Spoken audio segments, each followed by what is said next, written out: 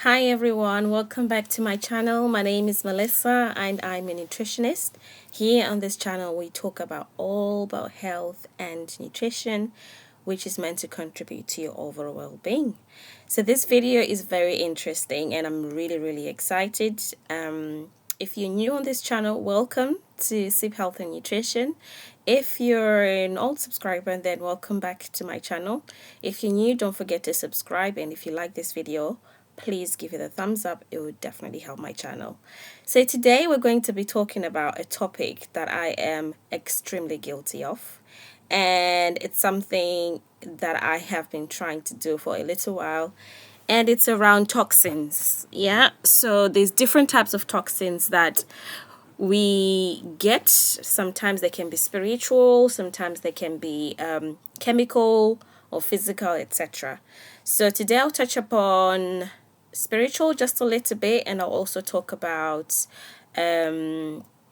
chemical toxins. Yeah, so spiritual in terms of what we've been doing. So with our family, we've been trying to encourage our children to watch stuff that's good for them. As we know, whatever we watch or we listen to, it goes in our brains, and once it gets into our brains, it influences the way we think, the way we behave, and everything else. So we've just been encouraging them to watch, good things that are good for them, listening to music that is good for them. So especially with our 9-year-old, there are certain things that we've kind of had to say, no, talking about, certain things or certain animes and certain music, certain songs. You've got 3-year-old, 1-year-old, and there's certain types of videos as well that we've had to say no to. So that's been an interesting journey, and even books as well. Our 9-year-old loves reading books, so sometimes we kind of have a quick preview to have a look at the book. Maybe it's a book that she's seen at a book club, or it's a book that she's been given by a friend, and we just kind of go through it to make sure that whatever she's going to be ingesting before she goes to bed is not something that's triggering or something that's going to be influencing her in some kind of way. So yeah, those are the steps we've been taking to make sure that in our home, the types of movies we watch, is we know, some of these things, they can be spiritual, and before you know it, the kids are having nightmares and sleep, and they can't sleep, and all of a sudden they're scared in the house, and there's just quite a lot of things that we've just started picking up as we go along, and we've just realized that we've had to start putting certain barriers and boundaries around certain music, videos, and books. The other thing that we have been addressing as a family is our skincare routine. So my children have struggled with eczema when they were babies. Now everything is fine, but we've noticed as a family that it's easier as we learn more. We're trying to kind of live a toxic less life. I didn't say toxic free because it's next to impossible for us right now, but toxic less life.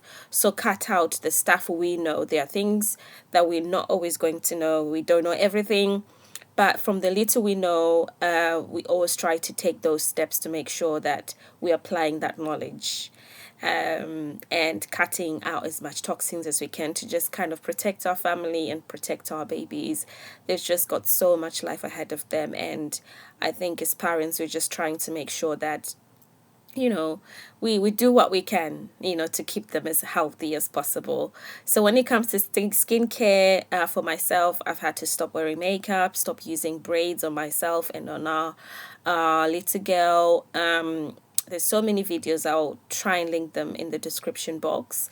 But when it comes to braids, for example, they're irritating my scalp quite a lot, and especially when you burn them at the ends with hot water or with the lighter, and then the fumes that you breathe in, they can affect quite a lot of things. So there's been a lot of research being done. So we've had to refrain from human hair and also synthetic hair.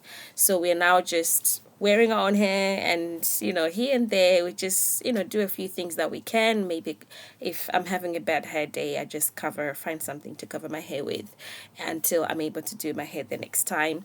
So it's been a year's worth of journey for me. It's not something that I've just done in a few months, because it's a process, and it was very difficult to come out from the norm or to go away from the norm, because it's very normal these days to wear human hair, and where you don't know where it's sourced from, and what type of food that person was eating, and where they spent most of their time, and their lifestyle, what was it like, and all these other things. So I understand that the journey is personal, and it's not anything that I impose on anyone. It's just personally my own journey, and I've shared that with my family, and it's been going all right so far. And sometimes your hair is not growing well. It's really easy to neglect your hair and be like, what, it doesn't matter, I'm just gonna put braids on. And then that's how it was for me. Just put on some chemicals, and just to look good for the next occasion, and just doing what you can to look good for the next event. But it's really forced me to look after my hair. It's forced me to look after myself a bit more, to be more attentive to what my hair is like, what my hair likes, as well as my skin. So yeah, the braids and even the types of shampoos we use, it's quite expensive, a bit more. You pay about 2 to 3 times more for shampoo that doesn't have any sulfites, any alcohol, any colorings, and all these other things. I won't talk about them, but do your own research and find brands that work for you. Again, it's a trial and error kind of thing, so you'll get there. We're still trying out some stuff, as well as conditioners as well. And after we wash your hair, what are you going to put? So we just try to use some essential oils, so things like castor oil, sunflower oils, the cheapest to use, and coconut oil. They seem to be really cheap to use, to buy, and easy to find anywhere. Again, we wanted it to be a lifestyle that's sustainable, so that means when that product finishes, I'm able to get it anywhere. And that's something that's very important when you've got a family. You want something that's easy to find, that's affordable, to make sure that the lifestyle you're trying to get to is sustainable. So we've had to resort to different kinds of things, and I've had to try and make some of the oils myself. So if I buy like sunflower oil, for example, or some coconut oil, I just tend to heat it up, or just put some rosemary and some clove in there, just let it sit for days or weeks, and then we'll just use it as we go. So that's what we've been doing. It's really easy. You can find rosemary leaves, the fresh ones or the dried ones, in Aldi for like £1 or so. And then sunflower oil, you can get it. It's the stuff we use in our kitchen anyway. And we just put it in a brown bottle. Sunflower oil has got vitamin E, which is great. Rosemary has got some additional benefits, as well as clove. So yeah, that's been working. Coconut oil is great as well, and a little bit of castor oil, depending on the one you like. So it's been a try and error. Moving on, we've been tackling the skin issue. So we stopped, like I said, I've stopped wearing makeup for spiritual and the toxin reasons. I've had to resort to like handmade, plant-based stuff, soap-free stuff, not chemical free, but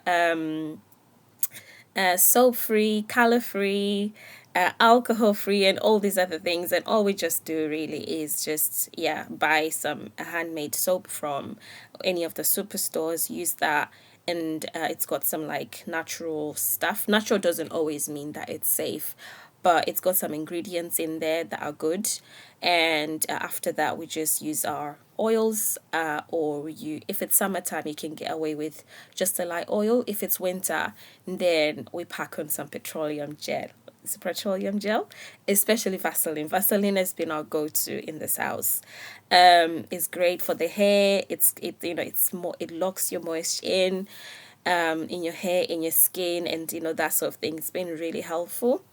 And yeah, we're gonna see how it goes. So moving on to the whole point of this video is the food side of things. So as you know, I've been advocating a lot, speaking a lot about what we eat and how we cook our food. So things like not overboiling your vegetables, baking, grilling, and these other things when it comes to your meats, adding proteins, especially plant-based proteins such as soya chunks, or beans to your dishes and that sort of thing.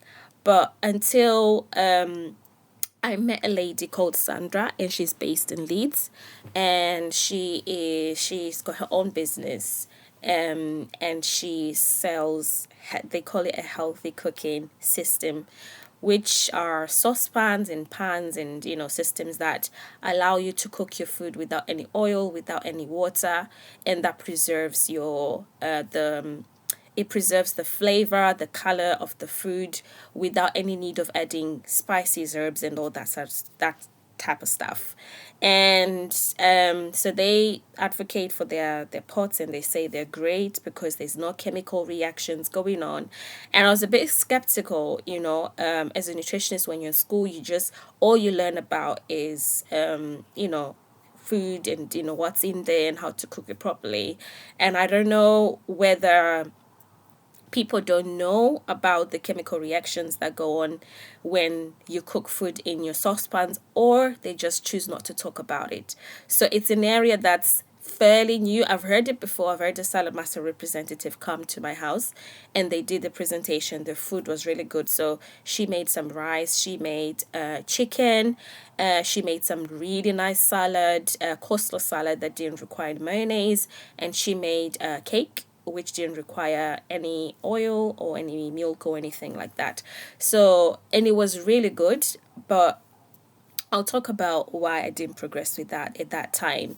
So, in our house, we try to eat less takeaway as much as possible. So we tend to have takeaway nights where, for example, instead of ordering chips and chicken, we make our own, like a nice station and that sort of thing. We tend to have quite a lot of veggies in our dishes. So whether we're making pasta bake, fried rice, or anything like that, it tends to have quite a lot of veggies in there to just kind of help our children have those nutrients, and with help with the digestion, to make sure everybody's going regularly. And also we tend to buy less ready-made foods. It doesn't mean we do occasionally here and there, but it's not an everyday thing. It's not something we do all the time. So now we're going to be talking about something I've learned. Where you cook your food in is very, very important. We are so much bombarded with products that are coated and are the non-stick products. So they've been very popular over the past few years, I would say the past 10 years, and the companies have made so much money. So the non-stick, the idea is it's easy to wash, and you don't need any oil, you don't need any water. You just stick your egg on there, and that way they say, well, if you don't use any oil, it's great for weight loss, it's great for this, and the list is endless. And for a while, even myself was like, you know what, that's a good idea, and it's something I myself have recommended to people that try to use non-stick pans or saucepans, because they help with the oil aspect of things. But I guess what I didn't know then was the stuff they used to coat the pans and the pots. Apparently, when it's heated and when you add acidic foods such as tomatoes, lemons, and that type of stuff, apparently it reacts, or it releases chemicals into the foods. So, which ties in with what Sandra was saying. I don't know if you've watched our last video when I went to her office. That those chemicals now, they go in the food, and now instead of just eating rice or vegetables, whatever it is, you're eating vegetables mixed with those chemicals. And then when you ingest them, they can cause allergies, they can cause health problems, so breathing problems, etc. There's quite a lot of things in there. I'll put a link as well, so that I don't say anything wrong. But yeah, there's quite a lot of things that can tend to go wrong. Sometimes the issues are not seen straight away. The side effects are not observed straight away. It can be a 10, 15, 20. It builds up gradually. And I'm starting to think if some of these breathing issues, skin problems, headaches, and all these other things, and endocrine hormonal issues that we are facing now are as a result of some of these systems. I understand that, the water we drink sometimes even have some of those chemicals, and in certain places, even in the air, they are there, and then they're in the pots. So it can get to your body, it can get to a stage where your body now is piled up with toxins, and it can become toxic for your body, and before you know it, it starts causing health problems. So that's how it works. You're breathing, you're drinking, you're eating, where you're cooking the food, all is just piling up. So yeah, some people will argue and say, well, toxins are everywhere, chemicals are everywhere. Of course they are, but what are you doing to minimize those toxins or the buildup in your body as much as you can? What are you doing to stop that contribution, that pile up in your system? And I remember in our meeting with Sandra, she was saying some people go for toxin tests, I think, that sort of thing, to find out how much toxin is in their toxins or toxicities in their body. So there's all these things that people are starting to become aware of, and I think it's sort of like people who can afford tend to be quite aware of those things. So I guess at this point, it's not just about the nutrients that get into your body, but it's also about what comes with the nutrients and because of where you cook them. So some of the things that we have been using ourselves that have been contributing to the toxic or chemicals in our system or in our children, in our family. Non-stick pans, so that means the saucepans we've been using, the baking trays. I tend to buy baking trays from Home Bargains, the non-stick ones, the plastic Tupperware. So whenever we've got leftovers, we put them in the plastic containers. The microwave, the foil paper. Apparently, it's aluminium. So if you wrap your chicken in there or your potatoes in there, and you put it in the oven, when it gets heated, it releases aluminium and it goes into your chicken. And now you're eating chicken and aluminium. I need a word for that. Chickalumium. Okay. And then you've got some baking paper. Baking paper, apparently some of them are coated with that PTFA or PTFA. I can't remember the name. But it's coated with that toxic chemicals on there. That's why it's non-stick. And you've got some silicone baking trays. I'm guilty. Sometimes I get those. When you bake, you put your stuff in there, it doesn't stick. You take yours straight away, voila, it works. But the moment you put in the oven, 150 degrees, it starts to burn, it releases some of the plastic components in the food, and now you're eating with that together. And also rice cookers, there's some of them are non-stick, some pressure cookers. We've got an air fryer as well. So the air fryer, it's non-stick. So that means when you put it on there, the direct temperature goes on there, and that way food doesn't stick in there. It's been perfect for us because it's easy to wash. When you've got family, you've got children, you don't have time to just soak stuff and then wash them for 2 days and all that nonsense. I remember a while back we used to have some stainless steel ones, quite cheap ones, and I had to throw them away because they were so difficult to wash, and because they burn quickly. You burn food all the time and it takes days to get the stuff off, and I was like, you know what, let me get rid of that. And little did I know that I was buying myself one-way ticket to Toxic City. Yes, guys, Toxic City. So yeah, that's what happens when they're just sitting there. They're fine. It's the moment that they mix up with heat and they start leaching out those chemicals into your food, and now you're eating a concoction of stuff. And you know what? The last week, I was trying to shallow fry some stuff for the kids, and I put a pan on a hob, and turned it on, put some oil in there, and I could smell this metallic burning as if plastic was burning. And I was like, wow, this is bad. I could smell it, and I realized, okay, clearly I'm eating something that's outside. That's, not what I'm putting in there. So it's those little steps that you can take. And also, I had some silicone dishing out equipment, and sometimes I'd cook with them, but apparently they're not good because the moment you're adding them to heat, they start releasing some chemical stuff there. So it's best to just use wood. And I remember my grandma used to tell me, don't cook with a metal stick, because, and I don't know if she explained why, but she used to say never cook with a metal mixer or whatever it is.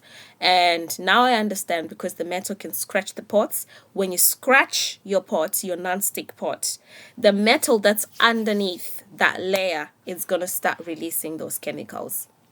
So that's something you need to keep an eye on. And at the moment, it's recommended to just use wood if you're cooking something, if you're mixing something. And thinking about it now, I know that most countries in Africa, we use wood, and actually, we are extremely privileged to not have had access to all this nice looking uh, steel or metal and silicone stuff. We were actually very privileged, because that way we're just cutting out all this toxic stuff from our system. And now there's just this way of thinking that I'm thinking like, oh wow, we were blessed that we had these cast iron things, because it's a great alternative. We used to use wood and all this other stuff. We're quite close to nature and using the natural resources that we have. So yeah, it's definitely food for thought.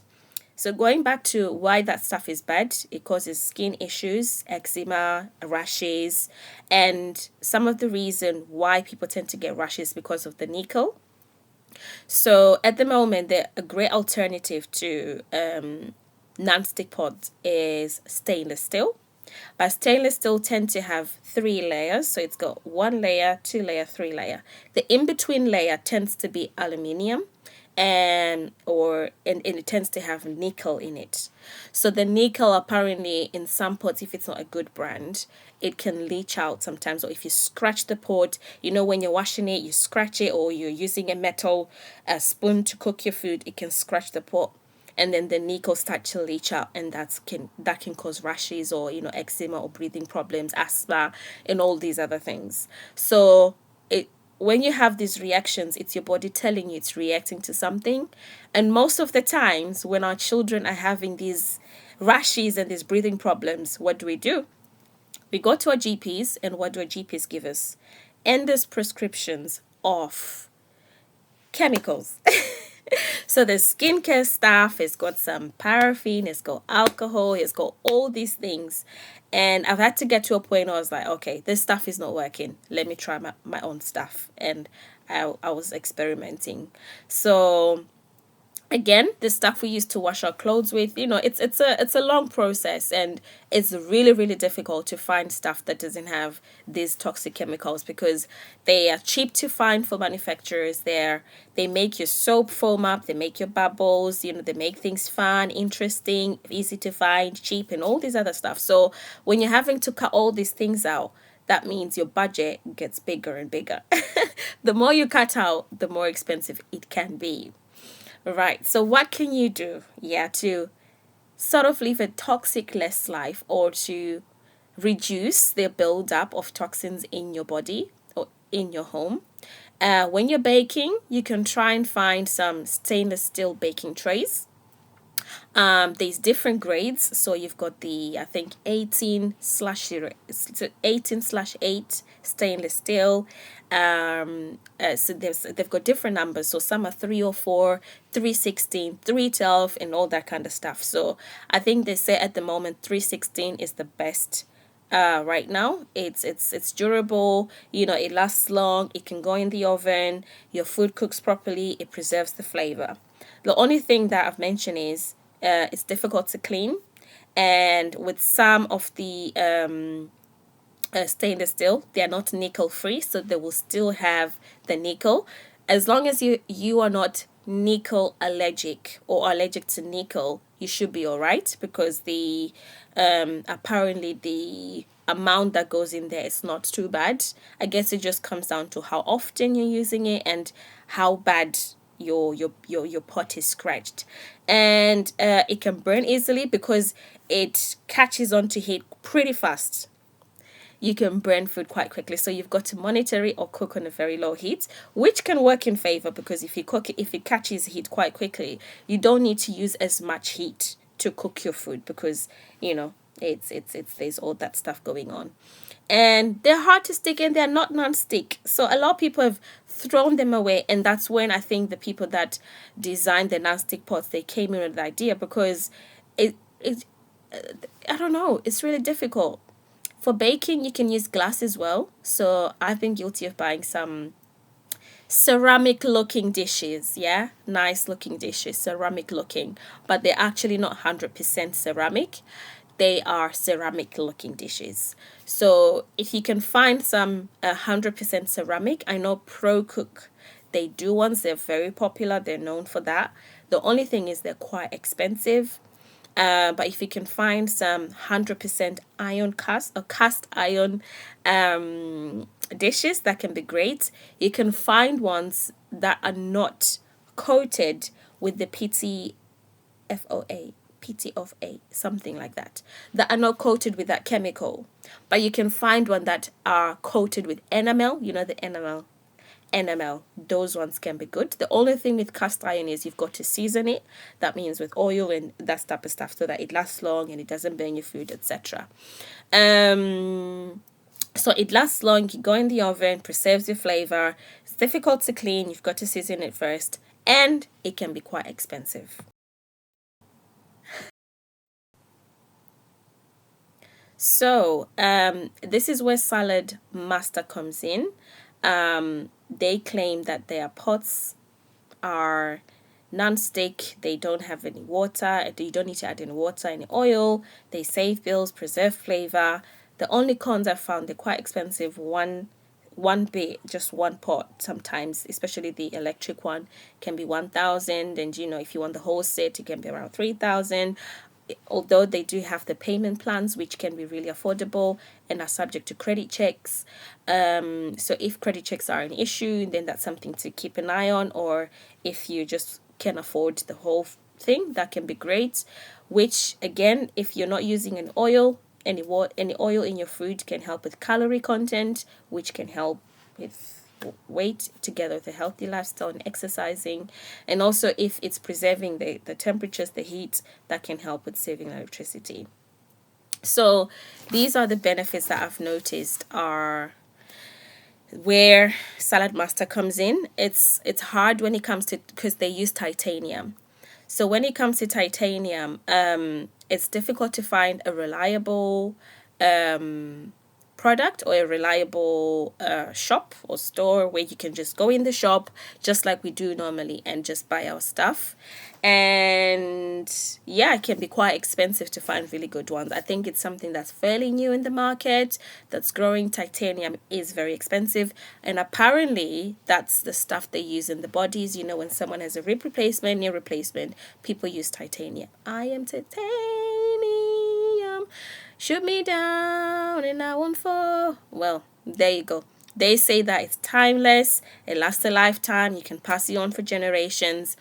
I've come across other brands such as Havana, Carada, or Karata, something like that, and they are on the stainless steel side.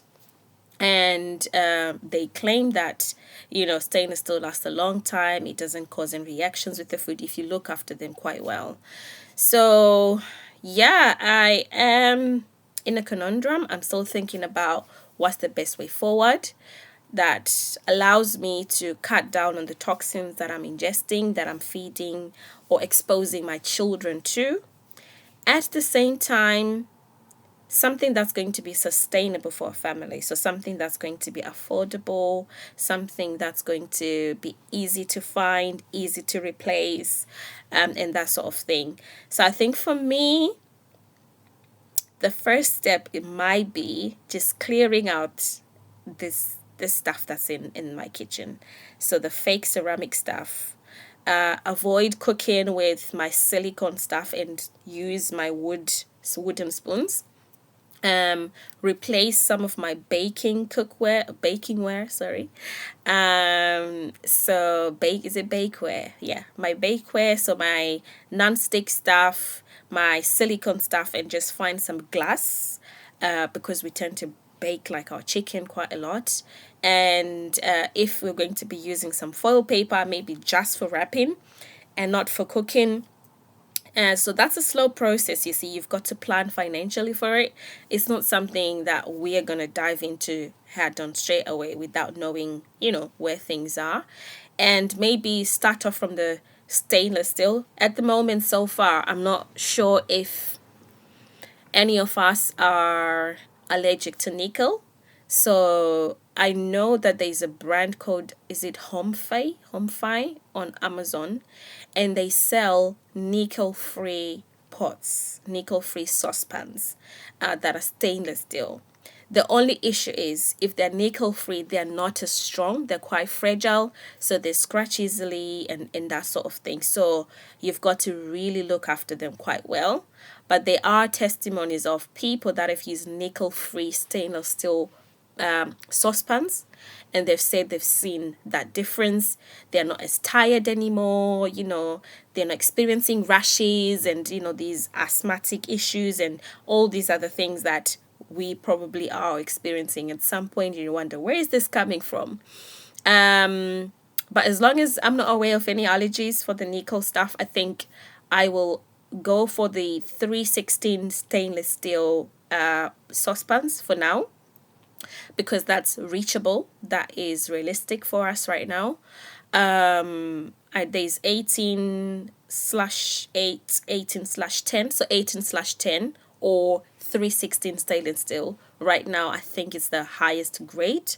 You can still find 18/0.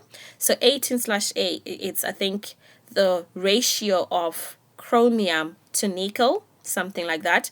So 18 is the 18 chromium to 8 to 10%. Was it 10?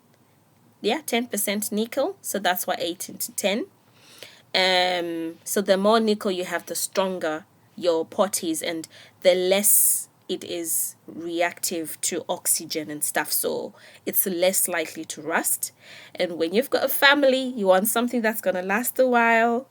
You want something that's going to be there, for a long time, and something that you can afford. If anything happens, you can easily go to the shop and just get the next one. So that's something I'm thinking of. And then maybe Christmas is coming, so instead of requesting for a nice fancy dinner or all these holidays and stuff, I think I'm just going to be thinking about the cast iron stuff, cast iron saucepans or dishes, and stuff like that. And also, just watching what I'm using when I'm cooking my stuff, and keeping an eye on the foil paper usage, and also the glass. After we've got takeaways, after we've got leftovers, where am I going to store the food for my children? So probably thinking about glassware where they've got a lid and I just put my stuff in there. It's quite expensive and it's a journey. But I want to hear what you guys think, and then I think maybe in a few years' time, we can think about Salad Master at some point, especially the electric thing that you just plug in and it just cooks your chicken for you. It doesn't stick. That can work. It's easy to wash. So that one is a no-brainer. But then in terms of evaluating, a lot of things, there's a lot of things you've got to think about. But yeah, I would recommend it if you can afford it, if you don't have any issues with credit checks, and that sort of thing, especially if you want to go on a payment plan thing. I would say with what I know today, I think it is a good product.